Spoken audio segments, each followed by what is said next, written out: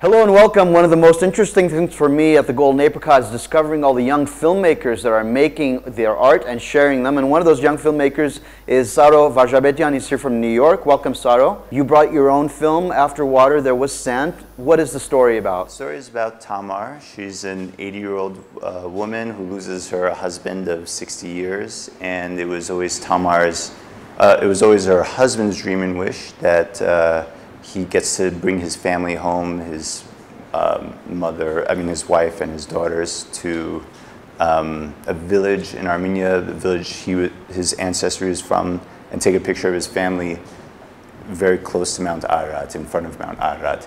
And so he passes away, never able to do that, and Tamar decides to fulfill that wish, and she grabs her two daughters, who are now grown up and have families of their own, kind of drags them to Armenia, and as a family they have to work together to get this picture. Let's quickly take a look at the clip before we discuss the film. Here's Saro's film. Okay, then why did we come here? Your father would save enough money all year long just so he could take us on vacation. He really looked forward to that. And then he'd line us all up in front of these monuments and take these pictures. And then he'd say, next year, be Ararat. So why didn't we go? You think it's that easy? First we had to pay off mortgage, then you needed braces, and then she needed a car, and you had to go to college, and before you knew it, you had your own families. And that's why we never got there.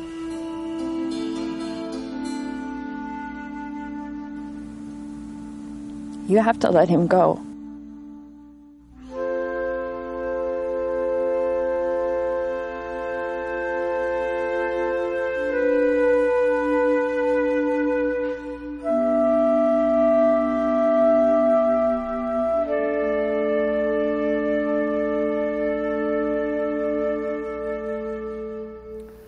That's a clip from After Water, There Was Sand. Saro, how difficult was it to make a movie in Hayastan? There were definitely a lot of challenges. I don't have family here or anyone to really rely on or to kind of get things going. So I kind of came in here new, and it was with me and just my producer, who was Lebanese.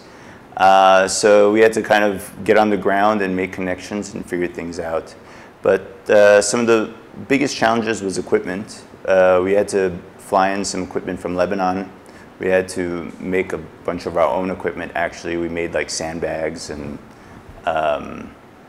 silks and things for bounce boards. And at the time, we had gotten 4 C-stands, which was like the most we could get. So equipment was one of the big hurdles. Were the actors local, or did you bring the actors in as well? The actors I flew in, I had found them in New York. This way I could start working with them.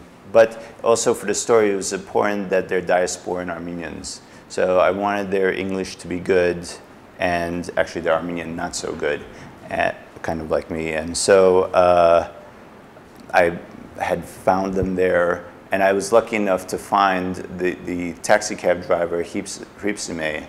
Her name is Chaderjian, and she was actually an actress here in Armenia who moved to New York 10 years ago, and she still speaks perfect Armenian. So I found her, and I brought the 4 women here. The title, After Water, There Was Sand. You said earlier that it's based on an Armenian saying. Explain it.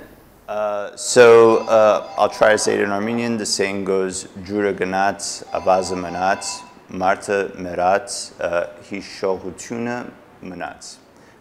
So that was a saying we had found, and it really fit the point of the story. It's a story about the memory of a lost one and dealing with that.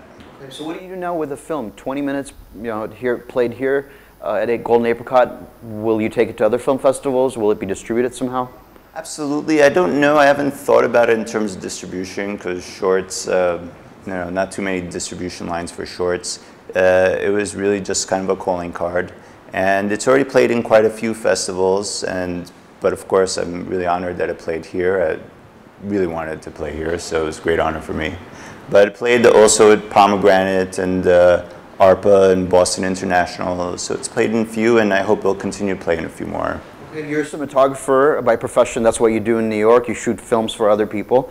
You're also directing and producing now. Well, directing and filmmaking. Writing and filmmaker. I'm a filmmaker. What are you working on now? What are your next projects for your personal film projects? Personal film projects. So here in Armenia, I want to shoot a 30-second commercial to promote tourism. That's what I'm going to do with the rest of my time here. I'm also currently working on another project here. Maybe we could talk about that afterwards. But I've written a feature script that's being developed in France, and it's going pretty well. Looks like I'll be doing it, so I'm keeping my fingers crossed. Is that an Armenian-themed story also? No, this is a script developed in France for a French audience. It's kind of commercial. It's a romantic comedy. The title's Game Over. I have two very close friends of mine who are French, and so who are my producers, so that's how the project developed. So I'm sure you speak French fluently for you to be able to direct a film in French? No, but I'll have to learn. I got about 3 months to do so. All right, now you've got something really interesting going in Gyumri. Talk about this project, this other project you're working on. Yeah, it's kind of really interesting how it's been coming together.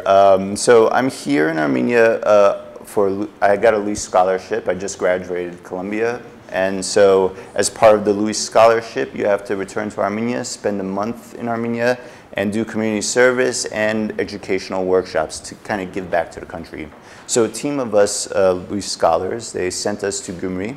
It's about, we were a group of 15 people, and we had 10 days to do something to help Gyumri.